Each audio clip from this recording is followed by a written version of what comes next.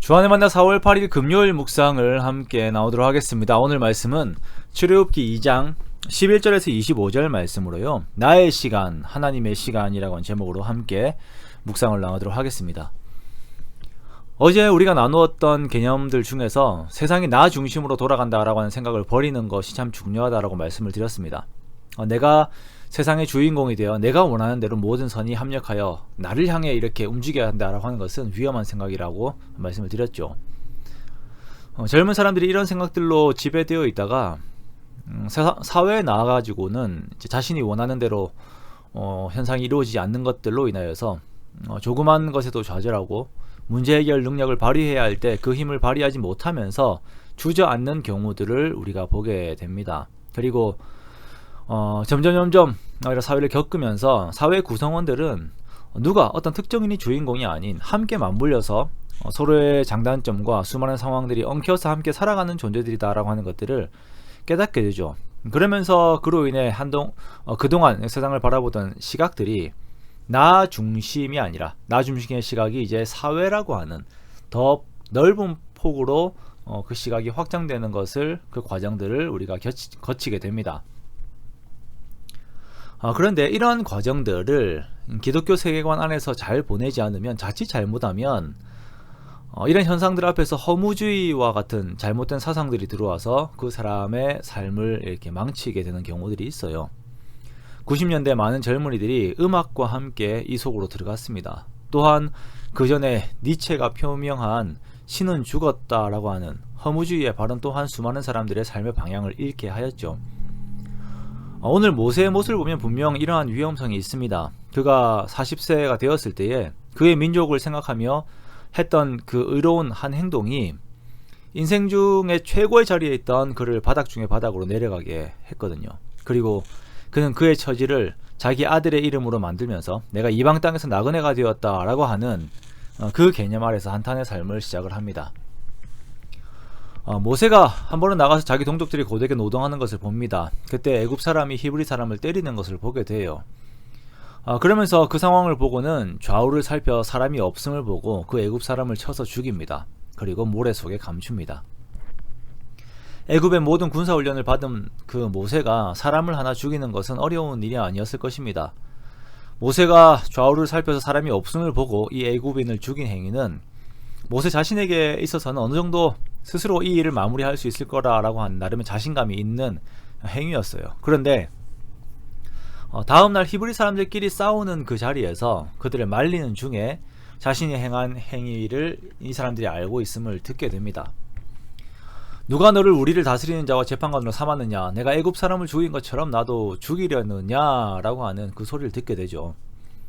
모세는 히브리 사람들을 자기 형제들이라고 생각을 했고 그들에게 마음을 준다라고 생각을 했습니다. 히브리서 11장에 보면 모세는 그의 마음에 하나님의 백성과 함께 고난을 받는 것을 잠시 죄악의 낙을 누리는 것보다 기뻐했다라고 말하고 있어요. 그런 마음으로 그의 형제들을 바라보았지만 그렇게 동족을 위한 무언가를 할 수 있을 거라 생각하였지만 동족들의 마음은 그게 아니었습니다. 그를 거부했습니다. 그리고 그 뒤에 일어나는 일들도 어떤 순조로움이나 특별한 이적이 아니라 그가 애굽을 피해서 도망을 갈 수밖에 없는 그런 처지가 되었습니다.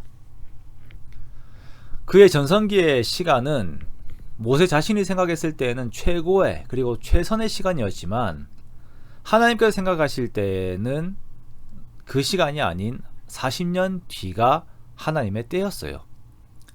카이로스, 즉 하나님의 때와 모세가 생각한 때가 달랐던 거죠. 모세는 도망자가 되어서 미디안 땅으로 가게 됩니다. 광야 지역으로 가서 애굽 사람들이 가장 하찮게 여기는 목동의 삶을 살게 됩니다. 거기에서 여자를 만나 결혼을 하고 타국에서 나그네가 되어 양들과 함께 사는 시간을 보내게 됩니다. 앞에서도 말씀을 드렸지만 내가 타국에서 나그네가 되었다라고 하는 의미의 게르솜, 즉 모세 아들의 이름은 모세가 당시 가지고 있게 된 인생관이었습니다. 허무함과 허탈감이 배어있는 인생관이죠. 그러나 23절에서 25절까지 오늘 본문의 마지막 부분에서는 하나님께서 준비하시고 하나님의 시간에 하나님의 일들을 준비하고 진행하고 있음을 말씀을 하고 있습니다. 애굽 왕이 죽고 이스라엘 자손은 고된 노동으로 탄식하며 계속 부르짖고 그 소리가 하나님께 상달되었어요.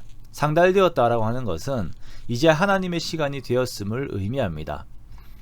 애굽 왕이 죽었다라고 하는 것은 다음 세워진 애굽 왕의 때가 출애굽에 더 알맞은 하나님의 때다라고 하는 것을 의미를 하는 것입니다. 모르죠. 애굽 왕의 성향에 따라서 하나님께서 그렇게 하시는 것일 수도 있어요. 이 시간에 하나님께서 아브라함과 이삭과 야곱에게 세우신 그 언약 안에서 그 백성들을 구체적으로 돌보고 구원하실 시간이 되었음을 오늘 이제 본문 마지막 부분에서 이렇게 말씀을 하고 있습니다. 이 시간의 흐름이 모세에게는 보이지 않아요. 이 시간의 때가 모세에게는 보이지 않습니다. 그냥 광야에서 허무하게 양만 치는 삶을 살고 있습니다. 때때로 기도하며 하나님께 묻기는 하겠죠.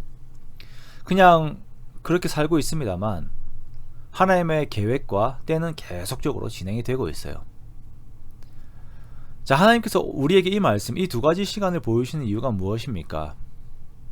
나의 시간에 내가 기대한 무언가 열매가 없다 하더라도 하나님을 믿는 믿음을 저버리지 말라라는 것입니다. 하나님께서 나보다 나를 더 잘 아세요.